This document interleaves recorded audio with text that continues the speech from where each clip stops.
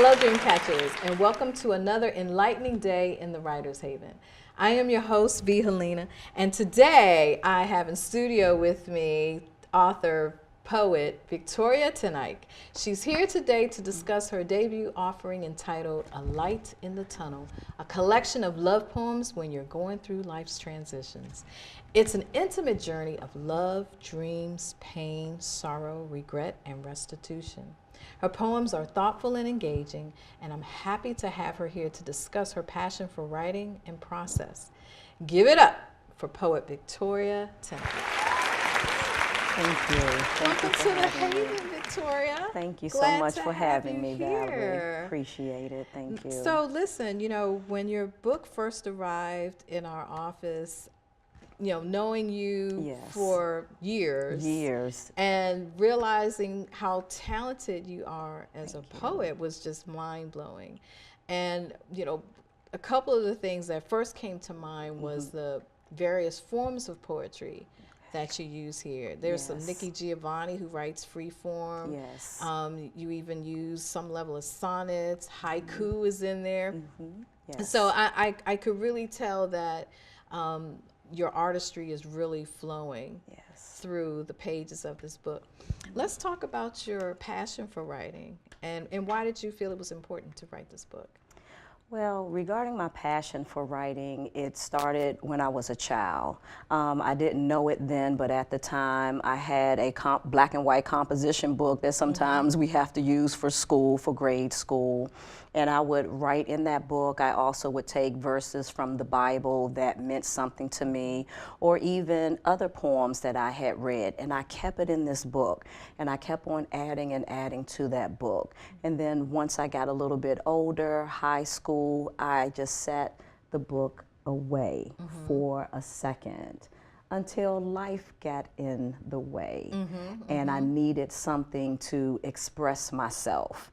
How I was feeling, the things that I was going through. I needed an outlet. I needed a healthy outlet.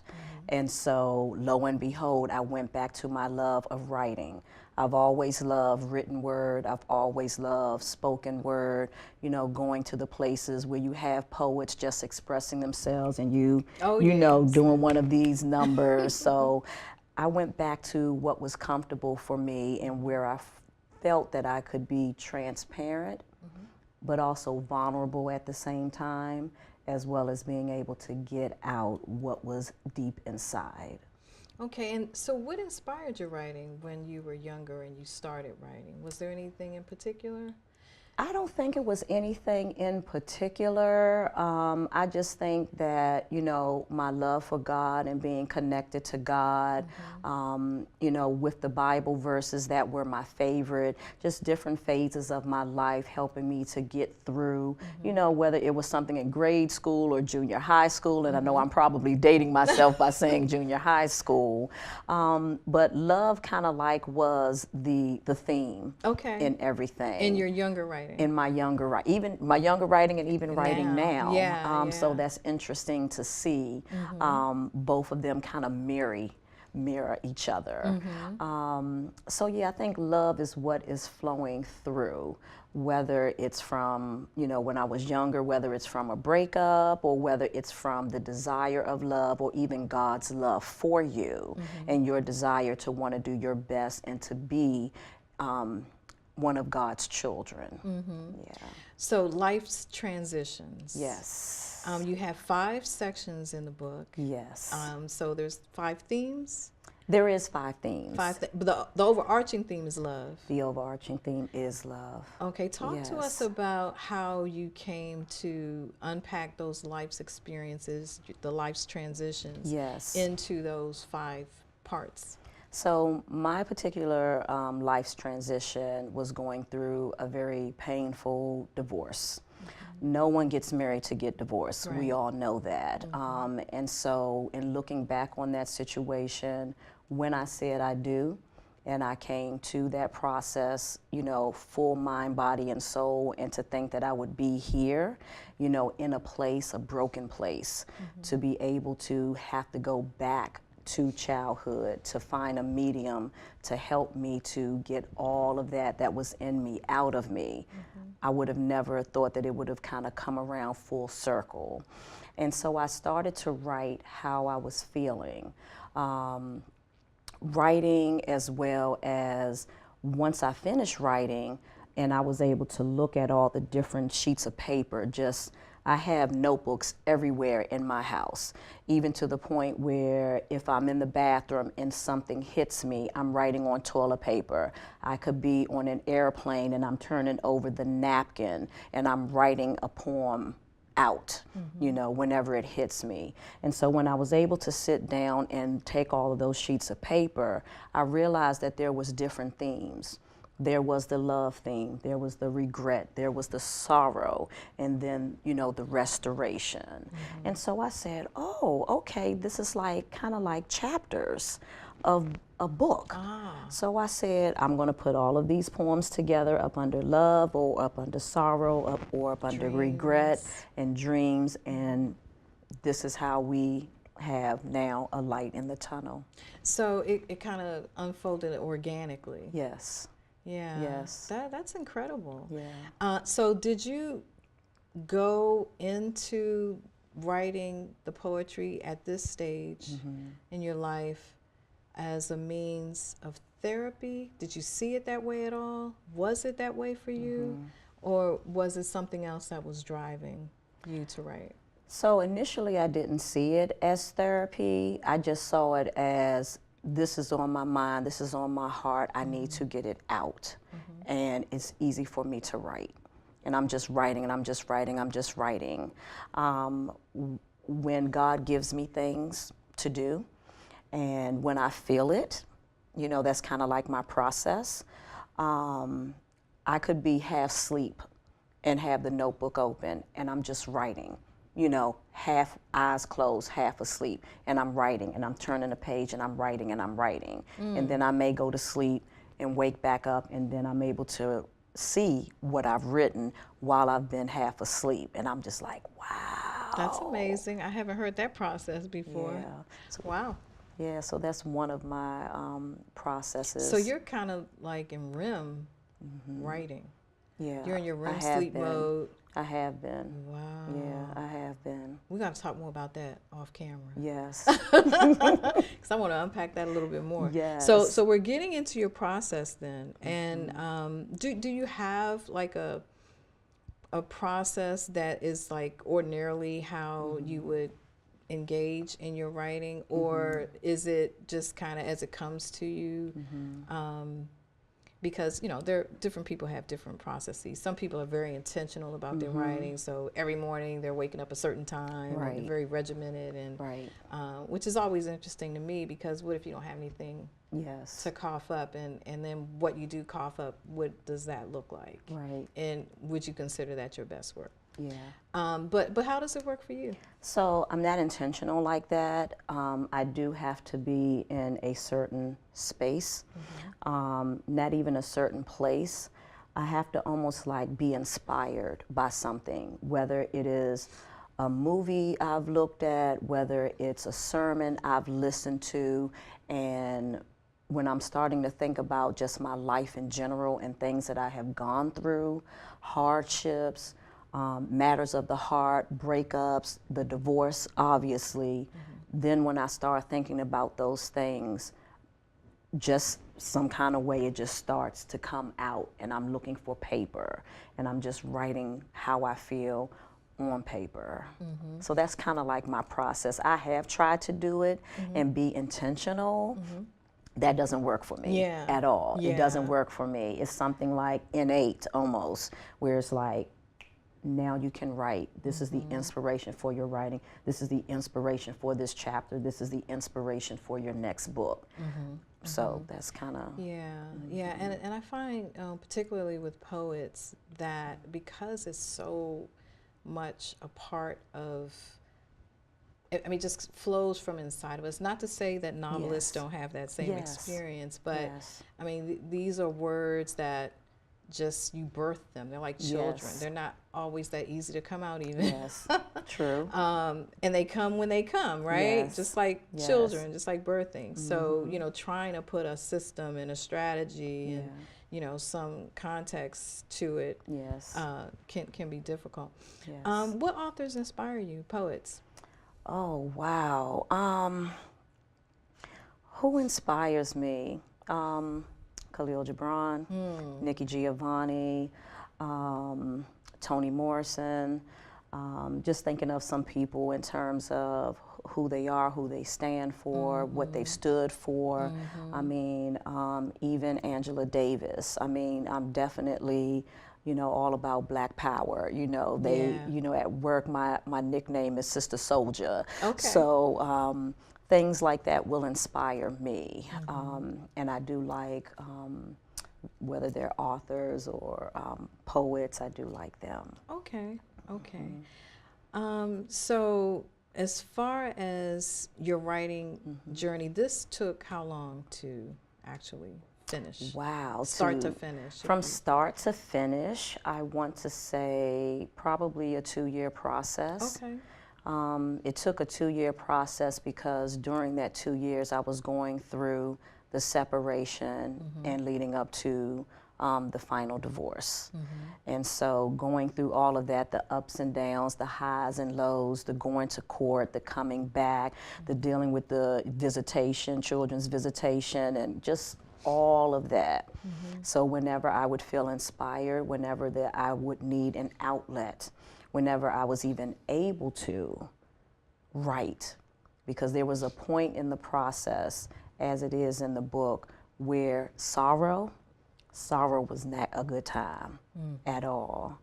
And so I had to get to the point of knowing who I am, relearning who I am, self-worth, self-esteem, and getting to the point where I felt that my writing was important and that it needed to come out versus keeping it in and then almost imploding. Did you go into your writing knowing that you were going to publish, that you were going to create this book? Initially, no. Initially, no. And I actually shared my poem with someone. And jokingly, I said, don't you share that poem with anybody else because one day it may be in a book. And lo and behold, it is in a book. But no, not initially. I didn't think about publishing. I just thought of it more as, let me get what I'm feeling out versus keeping it inside. Yeah, yeah. Let's talk about the business of writing. Yes. You self-published. Yes, I did. Did you go into it knowing you were going to self-publish, or did you intend to, or did you send it out for publication? Did you knock on any publisher doors to see if you could get published before you went the self-publishing route? So all of this, the publishing, all of that is new for me. So Okay. I was kind of like on the job training, learning as you go, DIY type thing. Okay. And so I will have to be honest and say I never felt that it would be good enough to be picked up by a publishing company. So I kind of felt like this is, you know, it's me, it's new, it's, you know, who's going to really read it? You know, you have those periods of self-doubt. So I was like, let me do this on my own. Because it is mine, like you said, it is my baby. I was very protective of it. I mean, even before I went to seek help in terms of how to publish it, I immediately got it copyrighted because I was like, no, I don't want anybody to take, you know, I just was like, oh my goodness. But just learning things as I went through this process. But I decided that it would be best for me to go ahead and self-publish and just learning all of that, all of that. And there's a lot. And it is a in lot. all of that. It is a lot. It is a lot. So writing the book in some respects can be easier than going through the publishing piece because you have the option of either publishing it yourself or sending it out. And then there are some publishing companies that if you're self-published, they will not accept you. They only want authors or poets that have agents. And so I was like, okay, I don't even know what that's about, how much that's going to cost. And then so I learned about agents. I learned about literary attorneys, copywriting, what you call it, graphic artists in terms of the design of the cover and, you know, just everything. So I was like, wow, this part right here is a lot. And I was navigating it, you know, for the first time. Okay, well, let's unpack that a little bit more in terms of how you went about putting the package together, the book, and then the marketing of it. Okay. So, but let's start with the publishing and design and editing and putting that together. Yes. So as I stated earlier, I had all the poems, and I realized there was different themes for the poems, so I put those together and said, okay, this can be like kind of chapters of a book, and I'm going to name you this, and I'm going to name you this, and I'm going to name you this.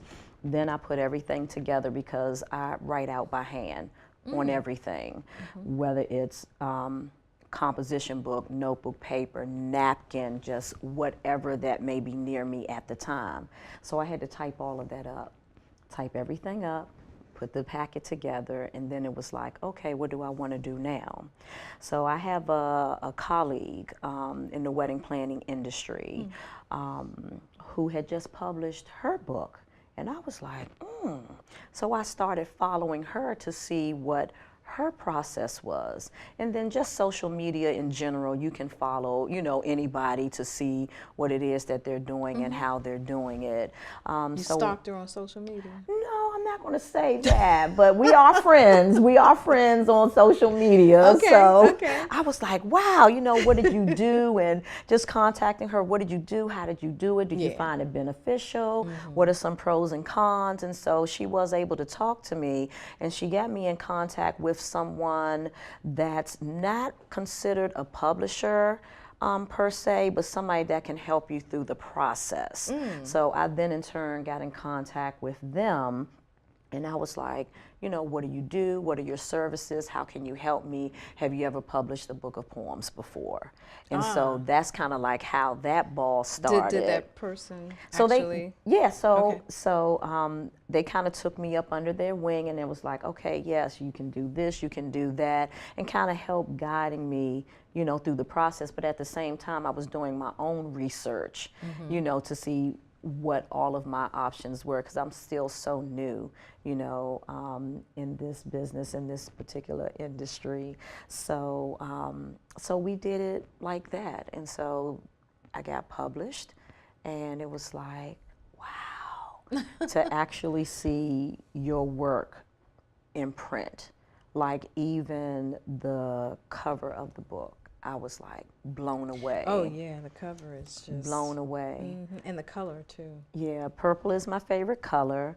Butterflies are on the cover of the book because when you think about a butterfly, you think about transition. For me, you know, you start off, you know, you're the little caterpillar. Yeah. Okay, ugly, not really anything. Then you have to go away for a little while, and you have to go through a process.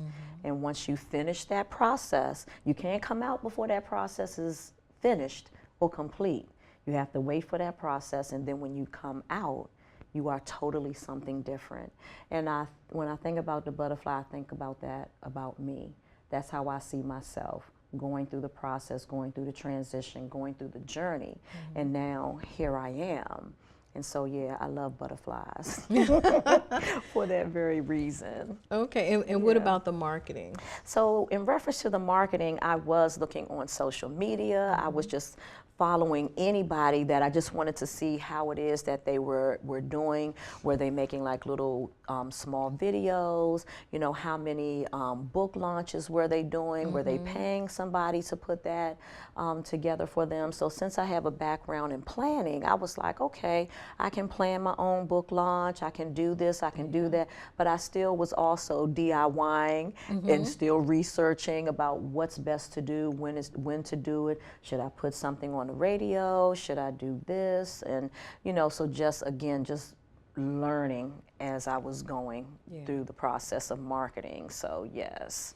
Okay, and it's so easy to market things now with the internet and social media and just like you said, I've seen authors do videos and other, they're blogging, which also brings more attention to them as an author and then their work. So yeah, it's marketing a book now I think is a lot easier. And also publishing a book yourself, self-publishing is a lot easier. And I know some authors who have been with vanity publishers that are moving out of it and they're actually creating their own publishing companies. And there's a lot of benefits of doing that, but you know they retain more creative control in doing that. And so people self-publishing now is on the rise. And you can see that whenever you go on Amazon and see the number of folks that have a book out. So that's great. All right, so you finished the book. You went through the process of getting an ISBN number. And, you know, you picked out your cover. You had the graphic artist put it all together and marketing it. And then what happened? Are you thinking about publishing another? Like, what's next? So what's next is another book. Okay. Yes, so I'm already in the makings of that. So it will kind of be like a part 2 of A Light in the Tunnel. I'm working on that book. I'm also working on a book regarding autism and travel. And then autism and travel? Yes, ma'am. Yes. Ooh, okay. Yes. Did you want to say a little bit more about that, or are we going to wait for you to come back when you feature in that book? I'll come back. You're going to come back and talk about that? Ooh, I am definitely intrigued. You have to tell me a little bit when we get on the air. Okay. Okay. So part 2 of A Light in the Tunnel, the book on autism travel, and then I'm also working on a book about divorce from a Christian perspective. Meaning me. one Christian perspective. Okay. Yes. Okay. Yeah. So I'm sure there'll be a lot of light and healing in that. Yes. Is that going to be like a nonfiction piece, or is that more poetry? It's going to be a nonfiction piece. It's going to be a nonfiction piece. And so that is also part of my healing and restoration. Yes. That's awesome. And then the book 2, will it have the same theme of love and then... It seems to be going that way. It's going in that direction? It seems to be going that direction, so it probably will be. Yeah, because there's a lot of, I mean, I know you talk about pain and sorrow and other things here, but I can see the love even in that, you know, whether it's love of self, whether it's, you know, even though this happened, I'm all right. Well, that goes back to love of self. But then also there was one, you see, I marked it there, that I wait for you.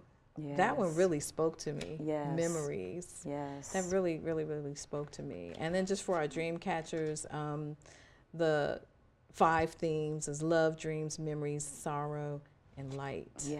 Yeah, so all great topics to hone in on. And you can actually kind of pick which one is going to resonate for you. You know, kind of like with the Bible, and you go to certain verses that strengthen you in certain areas that you need at that time. I mean, I totally see your book as also offering that to the reader. What advice would you give to poets that are either starting this journey or maybe a little, I don't know, they just need a push to help them along the way? What advice would you give? I would say, first of all, definitely continue to write until you get direction in terms of exactly where you want to go, whether it's to, as we had talked before, about self-publishing or going with an agent and then a publishing company. Continue to write whenever you feel the urge, whenever you have that desire, you know, hone in on your craft. If that means you need to go take a writing class or just whatever the case may be, whatever is going to inspire you, go to the places that do inspire you. If people get more inspired by being in a log cabin or going camping or being by the beach, whatever the case may be, do that. continue to write, and then from that point decide what your target audience is. What do you want that to be? Do you want it to be a book where it's targeted towards young adults? Do you want it to be, you know, older adults? What exactly, do you want it to be children? You know, because you can also write poetry for kids. Yeah, so what do you want it to do? Or are you going to try to make it yourself? Or are you going to allow the poems to speak to you and guide you and lead you, which is what happened with me. Okay, yeah, just really inspired. Do Yes, yes. Well, Victoria, thank you so much for stopping by the Haven. We really, really enjoyed having you on. And again, you must come back when you have book 2. Yes. Cannot wait to talk to you about the autism and travel book. I'm so intrigued by that. Okay. So thank you very much. Dream Catchers, thanks for joining us in the Haven. Remember to connect with me socially on Facebook, Twitter, Tumblr, and Instagram at Author V. Helena. And you can stream the show on YouTube, iTunes, Spotify, iHeartRadio, Sonos, SoundCloud, Alexa, and Spreaker by visiting our Writers Haven show with V. Helena channel. Subscribe to all of our channels and you'll never miss a show. I look forward to connecting with you, and until next time, catch fire on purpose.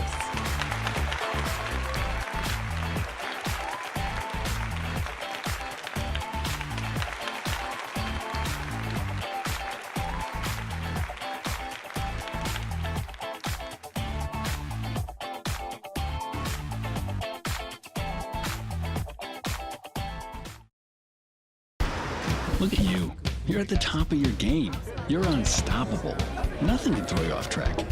Wait, is that your car? Uh-oh. Yeah, I saw that coming. That will throw you off track. You're looking at around 10 grand in fines, legal fees, and increased insurance rates. Let's try this again. Smart move. Because buzz driving is drunk driving.